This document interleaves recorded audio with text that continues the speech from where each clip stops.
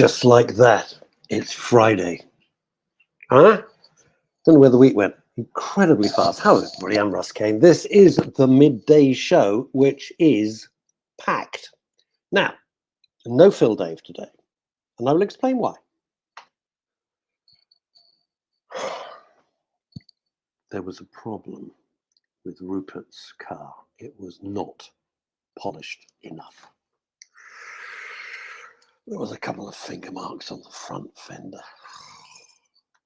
So Phil's there. You know, wax on, wax off, wax on, wax off.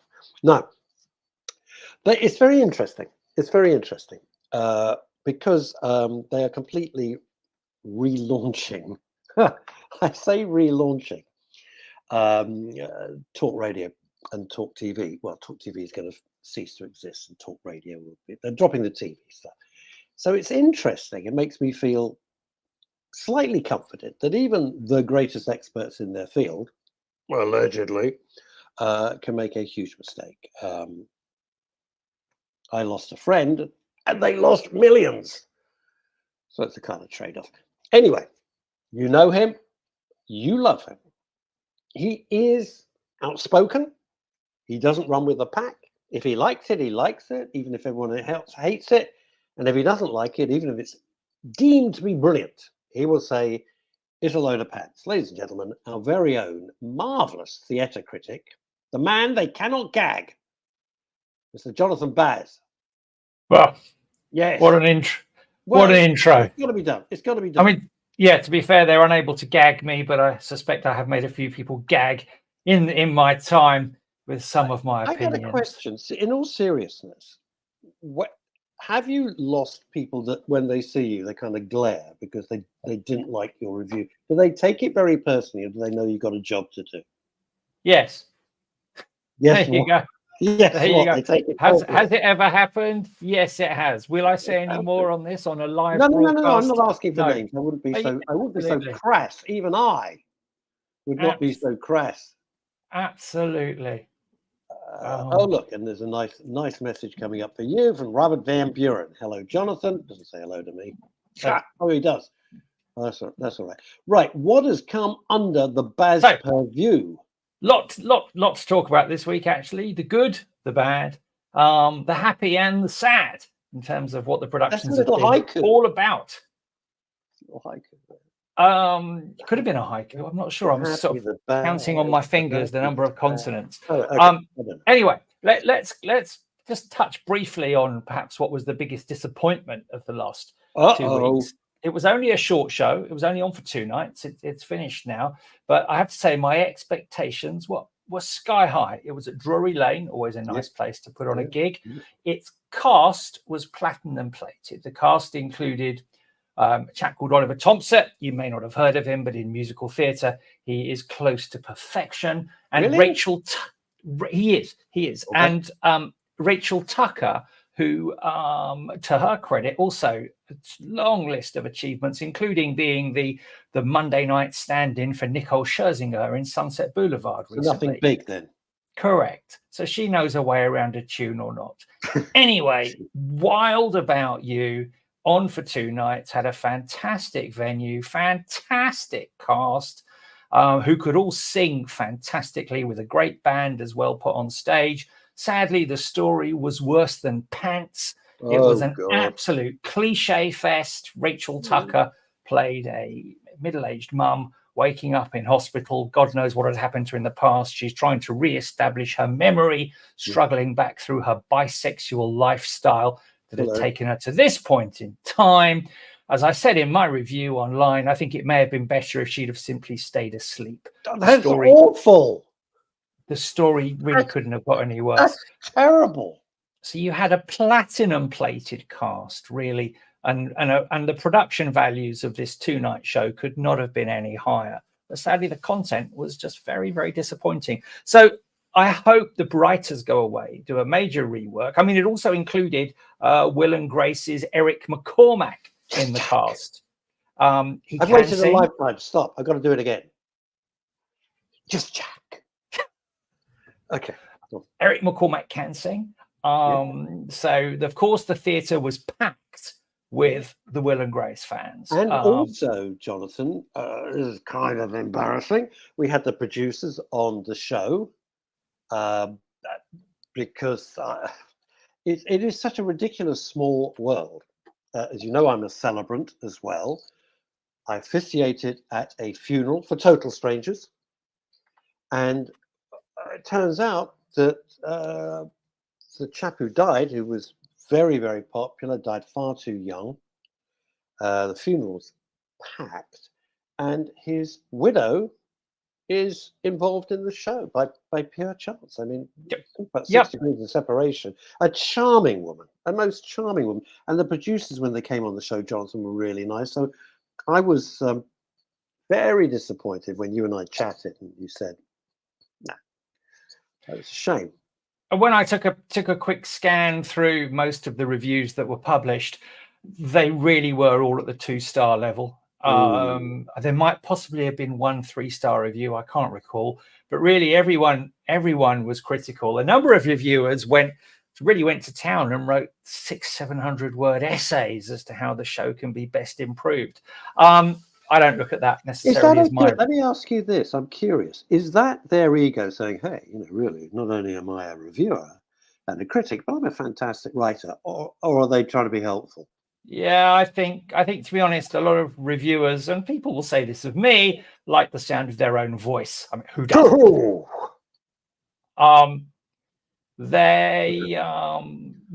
A lot of people pontificate.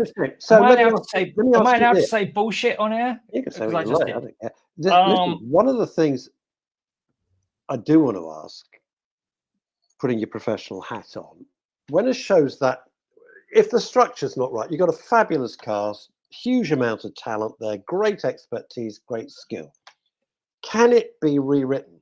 Can they go back to the drawing board and go, look, this storyline is just not working? Can they do that?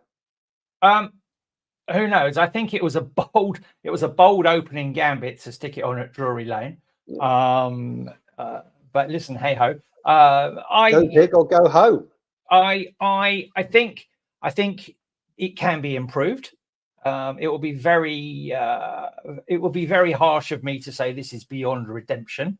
I mean, the second half of the show is a complete lift out of Rodgers and Hammerstein's Carousel, literally almost not word for word. That's not true, but plot wise, come down from heaven to see when you're dead to see how your child has grown up. It's straight out of Carousel, but to be honest, Rodgers and Hammerstein told that story a whole lot better.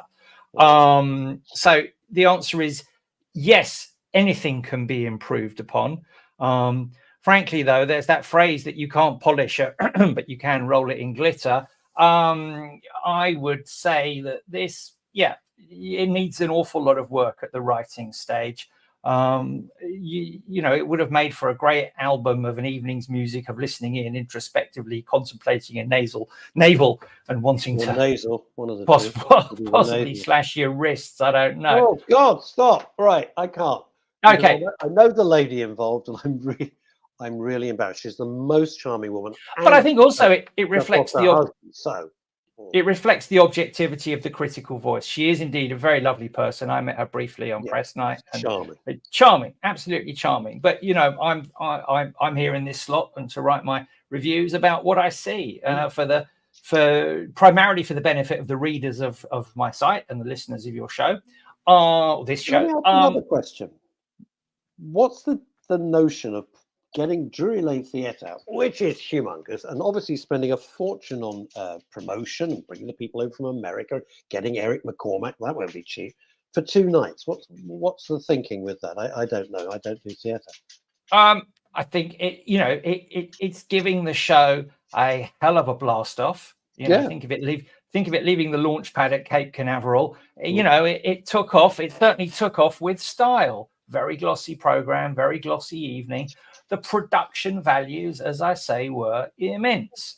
But I really, I have to suspect, and bless them, I've not spoken to any of the cast about this, and I'm sure they'd all be as professionally discreet as one would expect. Yeah. But how they could have done the show and not realized they were performing an absolute turkey, I don't know, because there are some very, very wise heads that were on that stage. Yeah. But, money talks. Money talks and bullshit walks. I was always told when I was working in the Madison Avenue. That's what I was always told. Money talks. The other thing is, of course, and it's true of certain musical albums and other things, you get so involved, and the people around you are so invested, both literally and metaphorically, emotionally, financially, and it gets to a stage you're in that bubble. And you're all geeing each other up, isn't this great? Oh, opening night's all going to be good. And I get that. And then somebody like yourself or someone who's had no knowledge of this, hasn't been involved, comes in and goes, wow, I could have told you, a few months ago, this isn't going to work. But I think that's what happens as well. And then, Russ, I hear that. But when Les Mis opened, I think it was universally slated by the critics. Well, look at that show. It's okay. And right now, of course, you've got one of the shows that opened last week in town, which was a very hot ticket and absolutely split the critics as though they'd been chopped in half by a meat cleaver. Was Sheridan Smith's opening night, which Paul Andrews, interestingly, thought that what you were talking about. Well, quite. Opening night has split the critics. I actually fall onto the side of those people who rather enjoyed it. I thought it was a well-constructed show, a very, very imaginative conceit. For the most part, an incredibly upsetting night at the theatre. Mel Brooks wrote the song Opening Night in The Producers, and Ivo Van Hove has gone one step further and taken John Cassavetes' movie of the 1970s, I believe, and turned it into a film about an actress, in this instance played by Sheridan Smith, who is struggling herself with age, middle age onset, the fears of opening a new show, etc., etc. And then to only add to her woes, a very starstruck and nervous young woman who's a fan with issues grabs her autograph outside the theatre and is then promptly and completely accidentally and coincidentally knocked down in a road traffic accident and killed. So this, of course, weighs heavily on the conscience of Myrtle, the Sheridan Smith character. And to make matters worse for her, this young woman, the spirit of this young woman, comes back to haunt Myrtle at various times. Could this get any worse? Through the show. I hate you straight away. I hate this. In which case, save your money. For other people who'll want to see Sheridan Smith putting in a incredibly good performance, it's brilliant. Her work is brilliant. The music by Rufus Wainwright is equally excellent. Most of the lyrics are very, very good. Occasionally the lyrics get too much into pop song repetition, blah, blah, blah, rinse and repeat, which is something the likes of the great Sondheim would never, ever have done. I would actually say the show is a very, very good piece of musical theatre. In my opinion, if you're interested in where the genre is going, what it can do, I would say go and see it. It ain't a barrel of laughs, that's for sure. I'm not sure how ticket sales are and whether there are cheap tickets available. I honestly don't know. Obviously, when let's think about that for a second. It's London. It's theatre. Take out a second mortgage. Yeah. But if shows aren't selling, Jonathan, this is the problem, right? In that it's a very big decision to go to the theatre. It's not like, oh, I'll pop up and I'll go and see a film for in the old days, a couple of quid. If it's no good, I can leave, right? Theatre is a bloody great investment. It's several £100 the time you're finished, right? And I would pick and choose really, really carefully. Just hearing the plot, I don't want to go. Yep. And I find the world, I'll be absolutely honest with you, and I know this is a real bourgeois attitude. I find the world so grim, so dangerous, so angry. I do not want to go spend several £100 and come out feeling miserable. I know that's a really simplistic view, but I don't. I'd rather not go at all. This actually segues very nicely, Russ, into the next show that I want to talk about, which is another West End banger of a box office draw Mm. with Brian Cox. Eugene O'Neill's Long Day's Journey Yep. into Night, Yep. which matches or possibly beats the Sheridan Smith opening night in terms of human misery. Because what you would like about Long Day's Journey into Night, Russ, is it's not a musical. Oh, thank God. So there you go. There are no songs. Yeah. I have to tell you, I think it's another. This for me was 5-star theatre. Ooh. Brian Cox plays James Tyson, a washed-up actor in his 60s. Obviously, Cox a little bit older than that. Who's the patriarch of a family that comprises his wife, 2 adult sons. And between the 3 of those people, they are riddled with morphine addiction, alcoholism, and consumption. So it's like every other family then, really. So, and to be fair, O'Neill wrote this as a bit of an autobiographical look back. There's an awful lot of his personal experience drawn into the script. So, not so he told me, because he's of course long dead, but so the various biographers write. The text, the drama is excellent. It is upsetting. It's not easy to watch. The acting is brilliant.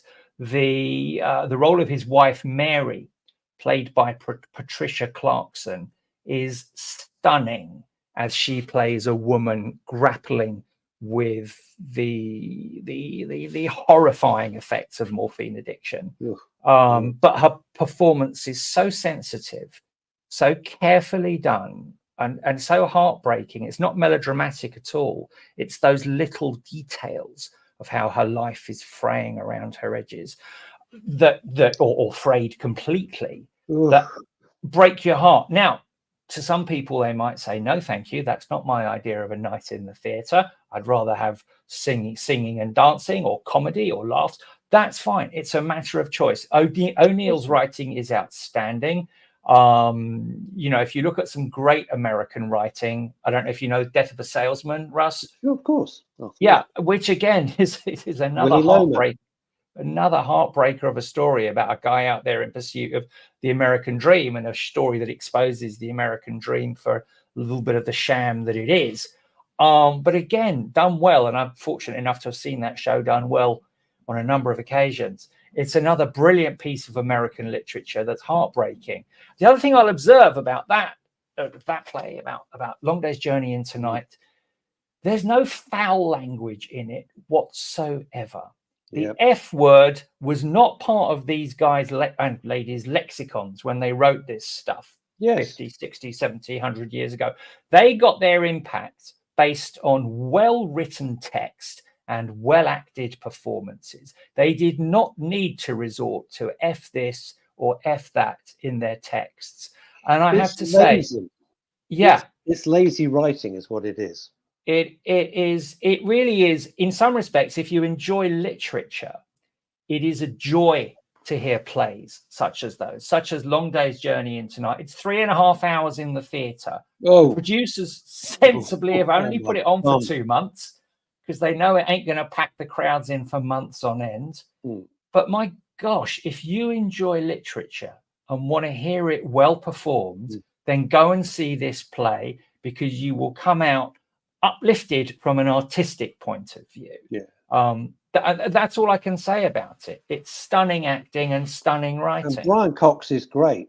He is. Did he talk about the universe and the start? No,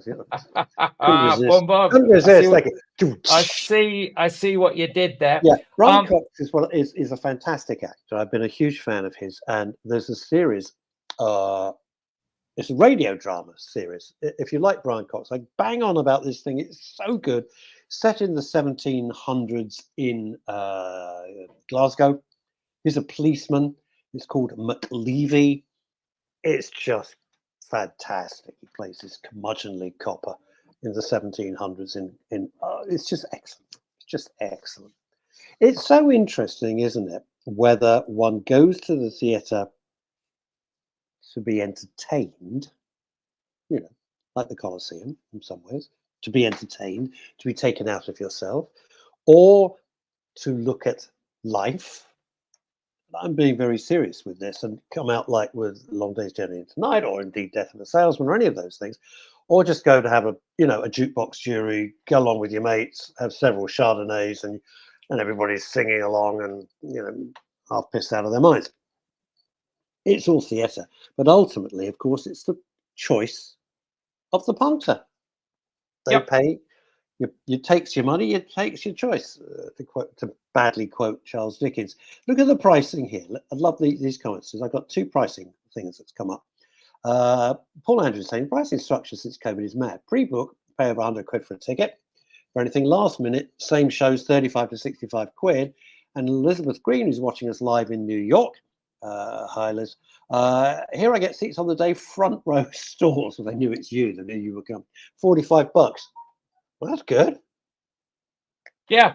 But that's it. If you want to plan, if you've got a big birthday you want to plan for or something, and you want to take the kids into London over half term or whatever it may be, the theatres are going to scalp you because they can, and because you need your tickets, and you can't go traipsing around with the family saying, "Oh, let's hope we get the tickets half price or whatever." Hardly. You can't do it.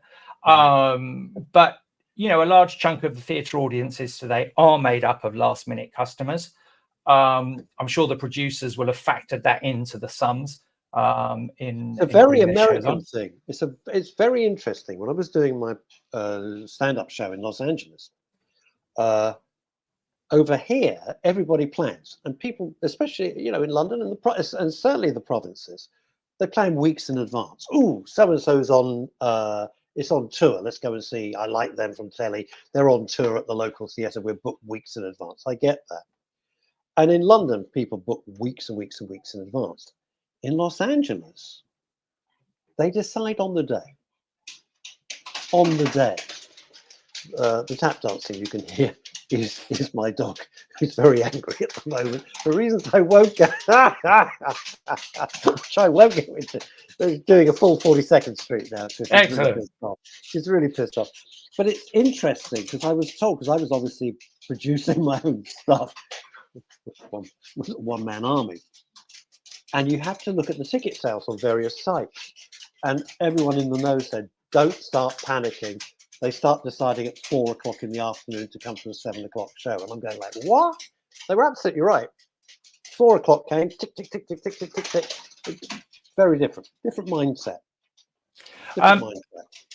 I want to pick up just on two more shows. Please do. Yes, you've got time. Briefly, Hamlet that we talked about with the very lovely Jenny Seagrove a few weeks ago, where it was on in the cinemas for one night only. Right. The DVD and the streaming is launched on April the 8th. So if you want to see Hamlet with Ian McKellen as a very old Hamlet, but a rather brilliant one, nonetheless, a show that I greatly enjoyed. You can catch it on all the streaming platforms with effect from April the 8th. And equally, you can buy the DVD online at Tesco's, wherever, etc., etc. Then, and finally, Esther. You're taking us back. And finally, Esther. And finally. Thank you to Mrs. Johnson of Stoke-on-Trent, who sent in a potato shaped like a penis. And then Esther pretended to look shocked. Good Lord, that's an interesting reference. Every week. That's an interesting reference point for the phallus that you used there. Well, it's just thought it looked a bit like a potato. What do you want to say? Sister Act, currently playing at the Dominion. Well, it's Dominion, isn't it? I was walking past it. Running until the end of August. This is in fact a show that I saw, 12, 18 months ago. Same production. When it landed at the big theatre in Hammersmith. Used to be the Hammersmith Odeon, whatever it's called now. Anyway, it was on there. Right now, it's on at the Dominion. Yeah, barn of a place. Beverly Knight is the hero of the story. Dolores, who, as we all may or may not know, very early on is unfortunately witness to a gangland murder, has to go into witness protection in a convent, where the Mother Superior in this instance, and the other bit of star casting is Ruth Jones. When I walked past, I saw all that, and I'm going to show my ignorance. I have no idea who Ruth Jones is. Not a clue. equally, neither did I. Okay. And in fact, I didn't go and see it myself. I sent one of my team to cover it. I'm afraid so. Hey, you, Mr. Big Shot. And franchise. Quite listen. Please send your applications in. Everyone. If you want to be one of Johnson's teams, drop me a note. And yes, and having just finished the Gatekeeper, Russ, be happy to sign you up to Team Baz. Very kind. But you need to keep your reviews to something less than 250 pages. Well, it was 120,000 words, that book, yeah. And each one a gem. You're very kind. Moving on, thank you. I appreciate it. Thank you. Anyway, Sister Act. It is absolutely brilliantly good fun. That's what you want. Songs are by Alan Menken, who's a genius songwriter. And the cast, led by Beverly Knight and Ruth Jones, it's just a lot of fun. Lizzie B, who's again is a relatively well-known but musical theatre actress. And for the life of me, who was the woman who played Dorian in Birds of a Feather? Leslie Joseph. Leslie Joseph. Gosh, I had a mental mind fog there. Leslie Joseph also pops up as one of the nuns. Brilliant, full of character. That's a little bit of counterintuitive casting. There you go. There you go. Straight out of Ilford. That's tickled me a lot. And there's an absolute banging turn from an actor who is outstanding and who I have loved on the West End stage for 30 years plus. Chap called Clive Rowe. Oh yes, absolutely, yes. Clive is a genius. Never really recognized as a megastar in his own right, though Lord knows he's got the talent. He has been the linchpin of so many shows over, as I say, at least 30 years, probably more. Also every year, very frequently, the director and certainly the dame up at Hackney's pantomime. He plays Steady Eddie, a cop in Sister Act.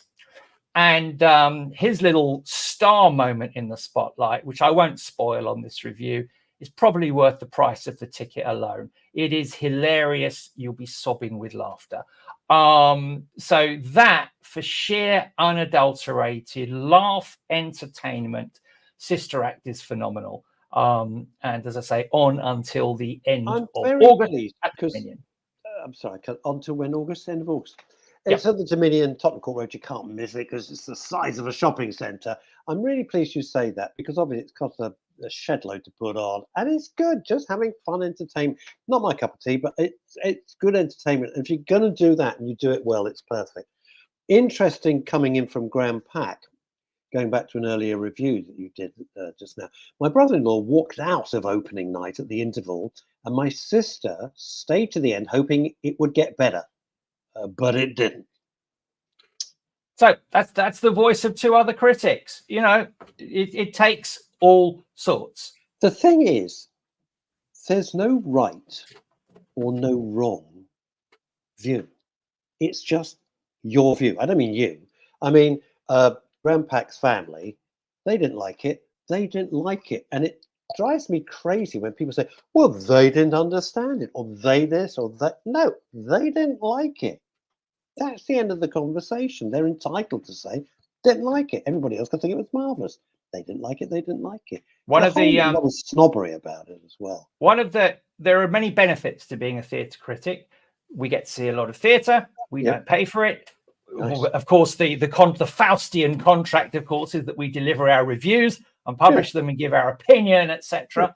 But that's one of the perks. One of the downsides of being a critic is that if you're on there on a producer's ticket, on a press ticket, the unwritten contract, the other Faustian part of the contract, is that you sit through both halves of the show. Yeah, you can't. You really, you are chained to that seat from curtain up to curtain down. It's not in your gift to leave the theatre at the interval, because that's not what the producer has given you the ticket for. And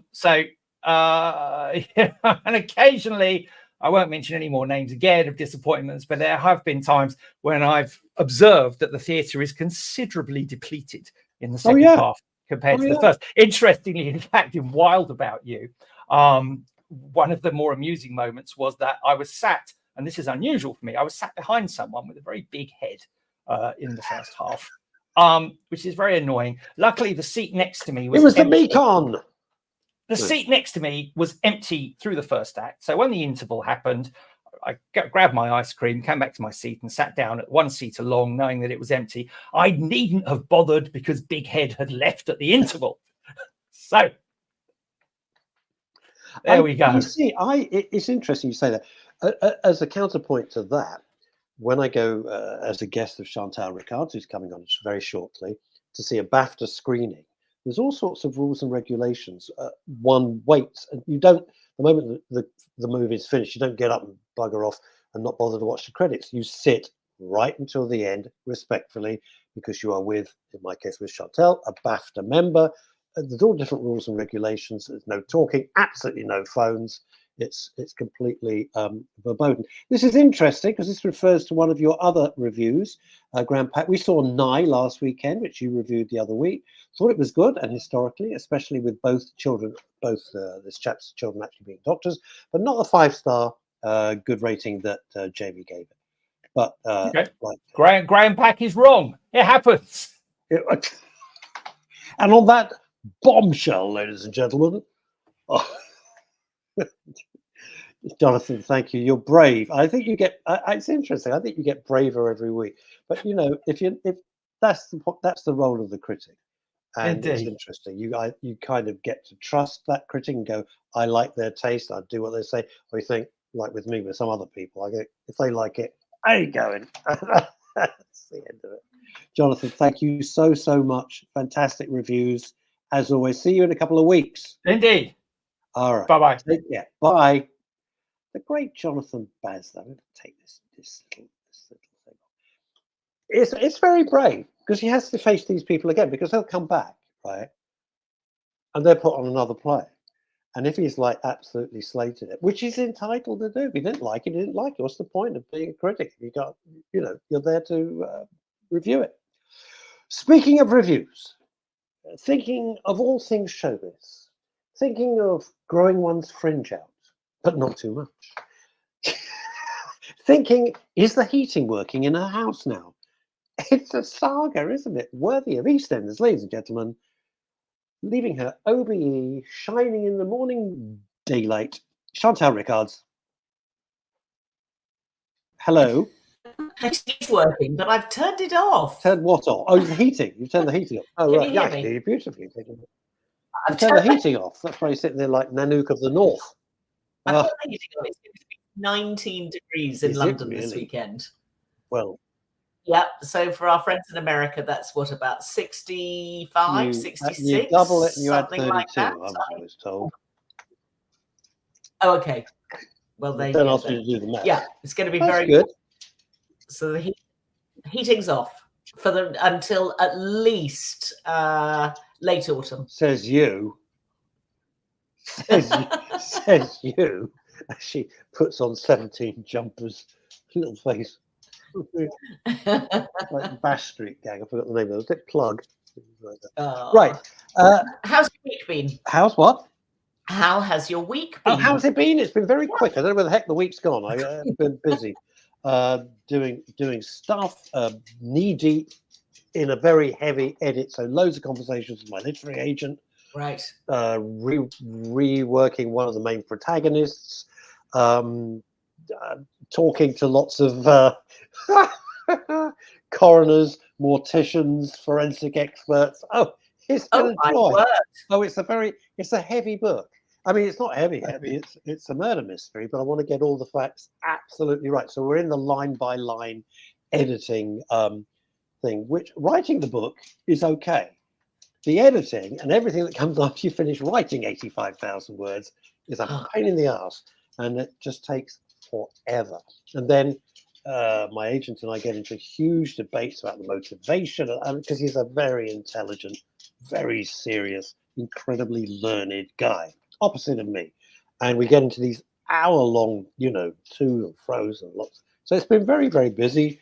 Another funeral coming up, vow renewal coming up, and all sorts of things. So yeah, it's been, I don't know where the week's gone. It's been jolly. Yeah.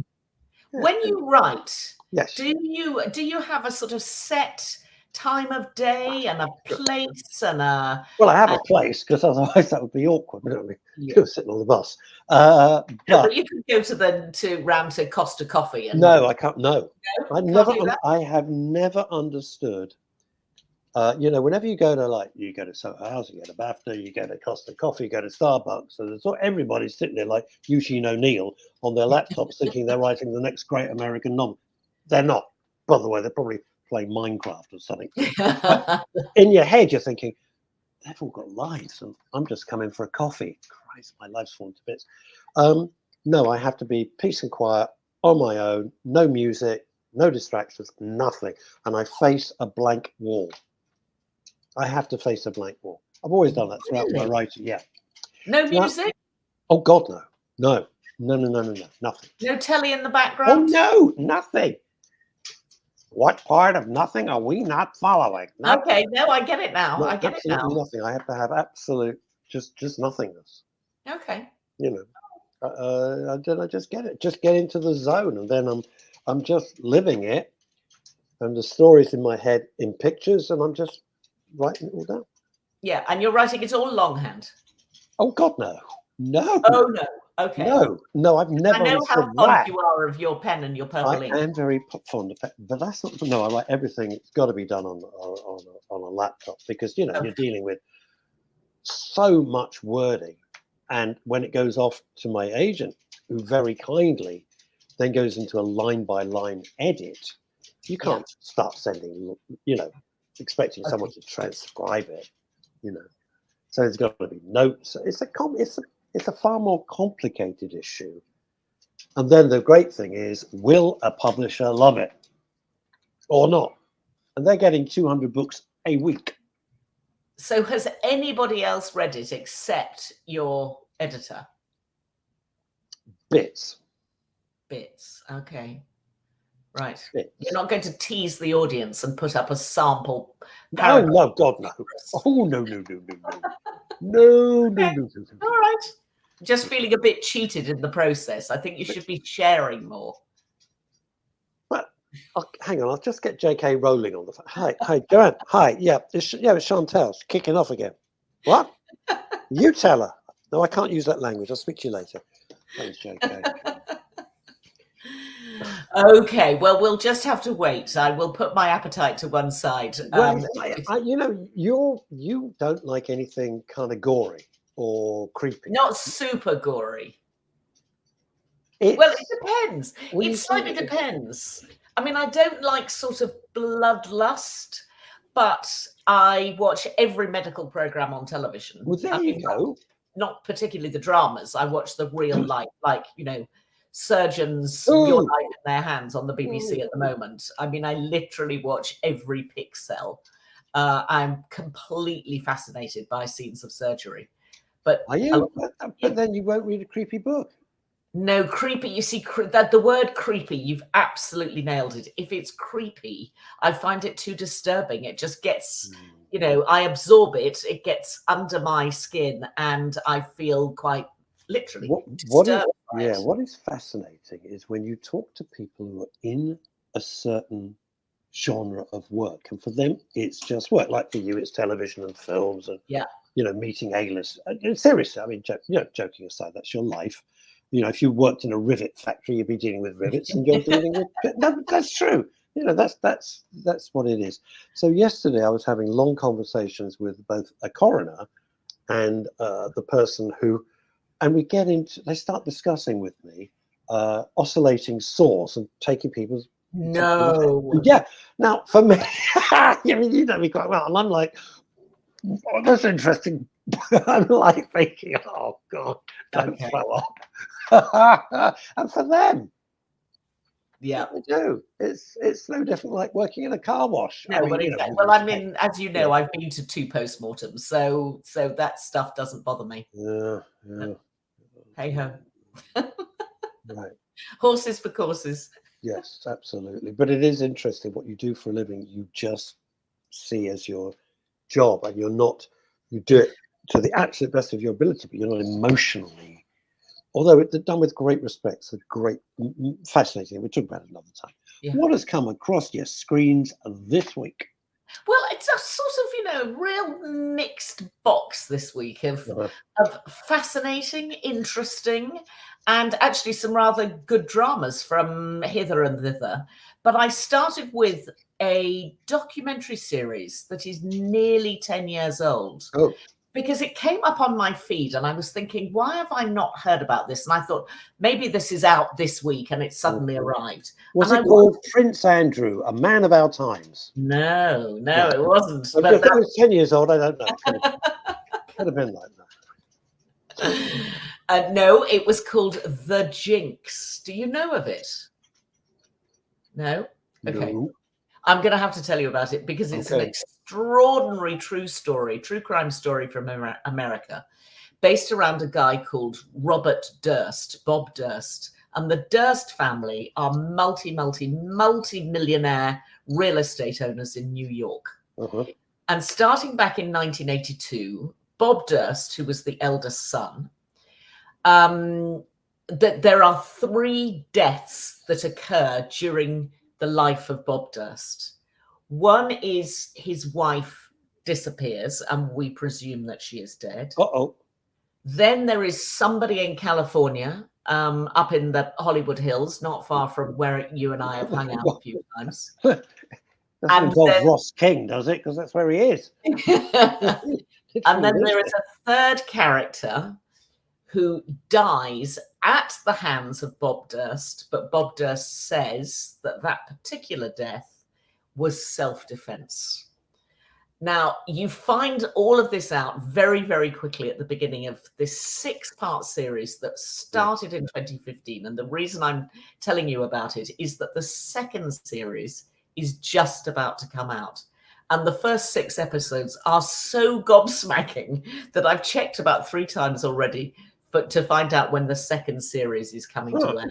It is an extraordinary story of a man whose life was blighted clearly by seeing his mother committing suicide when he was a little boy of 7, and was very destabilized pretty much from that stage. He was then really set up against his younger brother, with whom he had this sort of Cain and Abel-like relationship that was truly terrifying.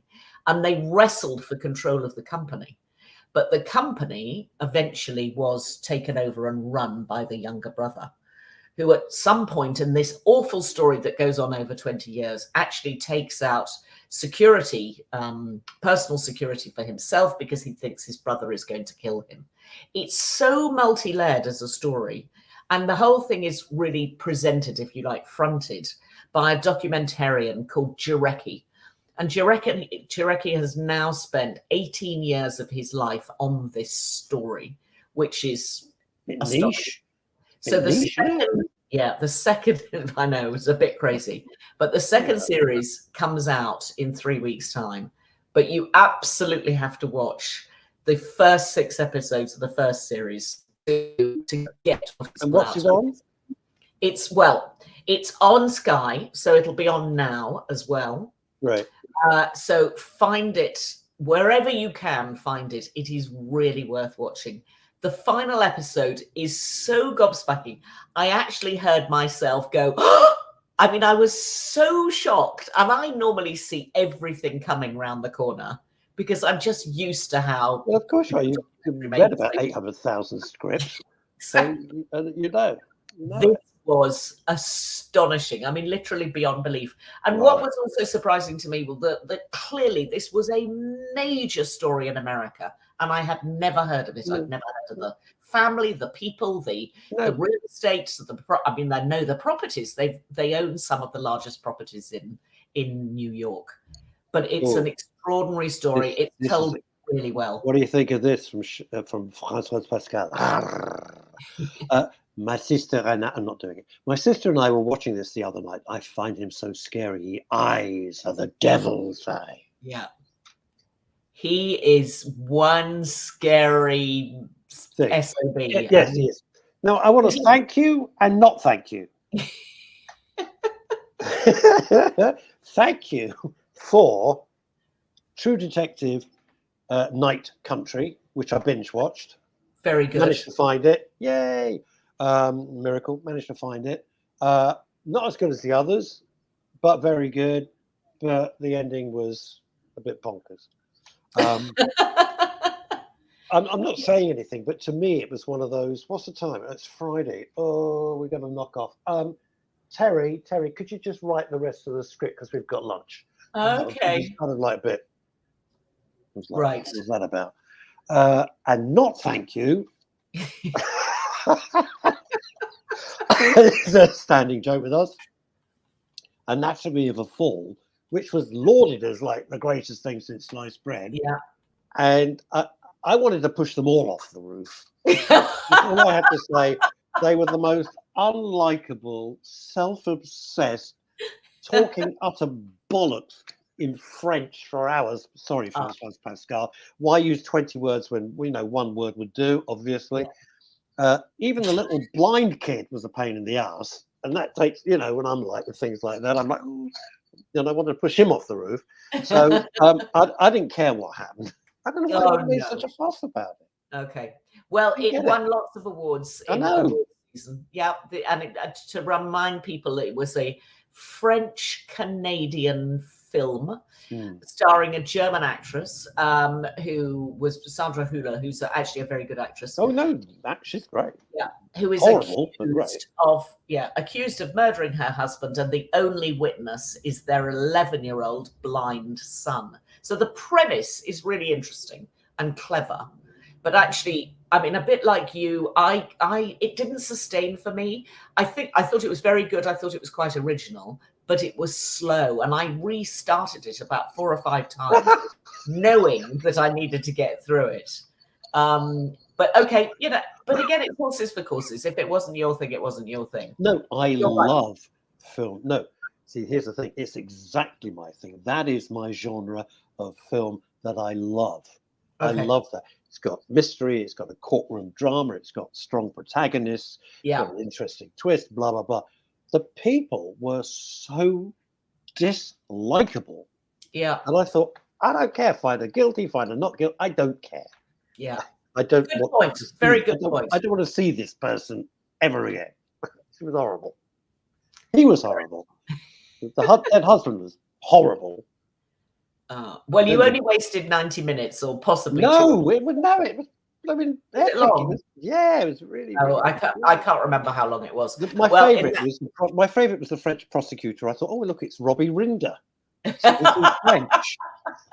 It looked like Robbie Rinder. Okay, so let's gloss over Anatomy of a Fall. Anatomy of a Fall. It is there for anybody who wants to watch it. And everyone thought it was great. Netflix, I think. Okay, move on. Yes. And? Yes. Okay.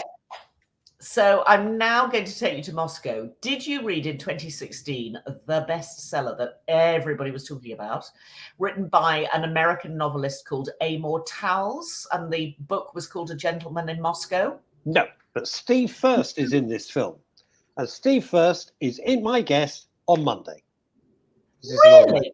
Yeah, he's an old mate of mine. Well, I'm trying to think which character he is. I'll tell you who Steve First plays. It's Ewan McGregor, right? Am I right with this? Ewan McGregor is the lead. Ewan McGregor. I don't even know the story, but Steve's put up a new show reel. So I was chit-chatting to him about it. And he's sitting on... McGregor comes back to Moscow for whatever. You're going to tell us in a minute. I don't know why. I don't even know who he is. And Steve is like one of the people saying, why did you decide to come back to Russia? Okay. And Steve is a genius actor and hilariously funny in real life. I mean, just a fantastic comedian and a lovely, you'd love him. You probably know him. But in this, he's so sinister. Anyway, you can see him on Monday on the show, 12:30. Well, in that case, I may have watched him in. I've done the first 2 episodes, and I may have watched him without even realizing. He's got a big in this part. He's got a huge, like, sort of Stalin moustache type thing going on. Oh, in that case, I think. Well, that's fascinating. You know that, and I'd missed that completely. Saw him last night on Miss Scarlet and the Duke. He was in that episode as well. Yeah. Well, the story actually is very interesting. I mean, you are an historian. I'm laughing about this because Steve does cabaret. So you've got to think of this very heavy actor playing a terrifying part, but he does wonderful musical cabaret. He's hilarious. Incredible. Yeah, he's a very talented man. Okay. Very talented. Well, you're an historian in the way that I am not. My history is fairly poor, but cast your mind back to the October Revolution in Moscow in 2018, and then throw forward by 3 years when all the aristos are all being basically rounded up and either killed, deported, locked up, or sort of put under house arrest. And the lead character played by Ewan McGregor with this extraordinary, what to start with is a massive sort of long moustache, which very much denoted that he was part of the aristocracy. The moustache actually gets clipped because that's a way of making him look less like the Count Rostov that he is. And the authorities decide to put him under house arrest forever in the Hotel Metropole, which is a very famous hotel in Moscow, which was nationalized in 2018 and sort of turned into. If you want to know the part that Steve first plays, here's the guy who says that if you ever step foot out of that hotel, make no mistake, you will be shot. It's a very bad advertising campaign for Travelodge, I thought. Well, the Hotel Metropole is still a hotel in Moscow, but I should think that probably my chances now of ever visiting St. Petersburg or Moscow are pretty much nil, so I will never see it. But anyway, what was used as a military sort of base, if you like, in the from 1920 onwards. Anyway, this character, Count Rostov, is made to carry on staying there, and he cannot go outside the front door. He is effectively imprisoned in this place, but it still runs as a hotel. And so he's locked inside this building, but still can go to the restaurant every day and go to the barbers when he wants to and meet all the other people who are living there. But he is taken out of his beautiful suite that he used to live in and now has to live in the attic where all the servants' quarters were. And it's a really good book. I read the book in 2016 when it came out, and you would think that it's going to be very claustrophobic. And in a way, yes, it is claustrophobic if you look at it visually, but the words are so beautiful, and the way that this is played out in television form is so exciting that you feel as though you're seeing lots of different things all the time. The characters are absolutely wonderful, and Ewan McGregor is electrifying. He's just such a good actor. And normally we see him playing sort of slightly pantomime big roles in, sort of Star Wars type things, but actually he's a much more sophisticated actor than that. And I think this is one of the best things I've ever seen him do. Wow. Anyway, it's a 6-parter. It's on Paramount at the moment.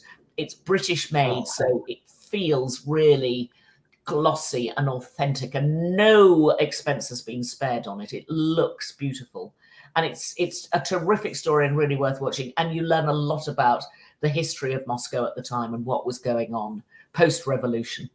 And so it's called A Gentleman in Moscow. Yeah, it was literally a worldwide bestseller in 2016. And yeah, lovely. I mean, it's sort of different. It feels different. And you don't often see one of those massive Hollywood actors throwing themselves into, something that is for the small screen. But this absolutely, McGregor lights up the small screen. He's a very, very good actor. I thought he was wasted. I thought he was utterly wasted in the whole Star Wars was pants after the first 3 George Lucas films. The rest of them were terrible. But I thought he was just wasting that. He's a fantastic actor. Yeah. And the reviews have been terrific, and everybody has said that, you know, it's a really good part for him. So, and he's one of the executive producers as well, which is always good to see. So, excellent. And how did our film that you kindly took me to with Bill Nye fare when it dropped on Netflix? Mediocre. Well, mediocre to medium. I would say medium. I mean, there's so much love in the room for Bill Nye, and he can do no wrong. But I don't think the film is going to set the world on fire. But if you're a Bill Nye fan and you want to learn a little bit about a football charity and actually see something that visually is quite exciting, then go and see The Beautiful Game. But it's not the most electrifying film that you and I have seen in recent times. No, not as good as Jaguars in the Peruvian jungle. I'll find another one of those specials to take you to. The BAFTA invitations have started coming back pretty fast, so we'll find something to go to. Yeah, it's interesting about people, you know, having such split opinions. You kindly took me to see Ferrari before it came out. I thought it was such fantastic. Me too. Just the name Ferrari and the soundtrack and the clanking of the gears with no synchromesh. It was just, I thought it was marvelous. And other people go, well, it didn't really tell the story. It didn't. I'm like, whoa, you know, it really split the room. But and I thought he was great in the part. Everybody was talking about it early on in award season, saying this is going to get award after award after award after award, and it got I think nothing. Nothing. He got nothing. I thought at least he'd get it for the seriously for sound editing and everything, because I thought the sound was just fantastic. There we go. But then neither did Marty Scorsese. Marty, like I know him. Exactly. Martin Scorsese, Mr. Scorsese to me, got Killers of the Flower Moon, got absolute zip. I know. Zip. I know. Yeah, and that peaked too early as well. I mean, sometimes the publicity starts really big, and then other stuff overtakes it and sort of consumes, you know, people's attention, and you forget about the things that hit the publicity scene first. So, you know, sometimes it's just tricky. But I mean, I sort of agreed with Killers of the Flower Moon. It definitely wasn't my favorite film last year, and it was terribly, terribly long. Oh, Ferrari, I thought was great. Yeah, Mr. Expert here. It needed an hour chopping out. You could have lost an hour and lost nothing of the storyline. Yeah. Well, it was 3 hours and 26. It was I felt to have had shorter marriages. Now, here's the thing. Yeah. I got to thank you again, because I'm the last person on the Western Hemisphere to see Squid Game. The last person. Oh, well, yes, you told us last week. And it's still sitting with me. It's still sitting with me. I thought it was just superb. Good. Just superb. I'd never seen it before. And now I understand why everyone was so caught up in it. Korean film. It's very different. Anything quick on TV that's caught your eye? Nice 4-parter on the BBC, which is Australian noir. Basically, use the word noir in anything. Gives you a pretty good idea of the sort of crime drama it's going to be with that Australian noir. Noir. I know, it's nonsense. But Raymond Chandler meets Barry Humphries. I don't know. Okay. Scrublands, BBC One. Interesting story. There is a horrible murder of 5 people shot by a man with a rifle right at the beginning of the first part. And then you cut to a year later when a journalist has been asked, who's a bit sort of fed up and, you know, deadbeat and down on his luck, is asked to go back to the town where this murder has taken to see how the local community has survived this awful tragedy. And he goes to the town, and then he suddenly realizes that the story that they were all told is not the real story. So lots of devious things start happening, and it's played by an Australian actor who was new to me, but actually is really good, really, really excellent. And I think it's been extremely well done. It's only 4 parts. You can do the whole thing in an evening if you've got nothing better to do. Or, you know, tonight for a couple of hours and tomorrow for a couple of hours. but it'll be sitting on the BBC iPlayer forever and a day. I think And it's it's on called Scrubland. Did you say Scrubland? I tried to watch the new Steve Knight thing only out of loyalty because we used to work together, and which is to replace Death in Paradise, isn't it? Yeah. Replace Death in Paradise. Wasn't my cup of tea, but I mean, that's a series called This Town. Yes. I mean, with some great people in it. Huge. Geraldine James, Stephen Knight, yes, indeed, is the man behind Peaky Blinders. So this is a story that's based in 1980s Birmingham. The episode 1 is slow. In actual fact, it's going to be about a band coming together, but there's a backdrop of the Handsworth riots. There is the backdrop of IRA in Birmingham at the time, and the rise of the IRA and the strength that they had over Birmingham at that stage. And there is a young lad who is a brilliant young actor who I haven't seen before. It's his first lead, who plays this young mixed race kid who actually all he wants to do is be a poet. He writes beautifully, but it's very ponderous in the first episode. It warms up towards the end of the episode, and then episode 2, it speeds up even more. So I think it's going to be really good. But if you don't like things that make you think and thank you. Oh, I felt that. If you don't like things that make you think, oh, thanks, Chantal. Well, it's a bit slow. So if ponderous was the word you use, and ponderous it was. It's a bit ponderous. But he's such a brilliant writer. Steve Knight's fantastic writer. So brilliant. Fantastic writer. Chantal, that's it. Thank you. Hey, not at all. Thank you. Lovely to see you. I'm pleased the heating is off. It's a sign for all of us. Until next week. See you next week. Thank you again. Take care. And that gang. I'll just take this banner off because that looks even better.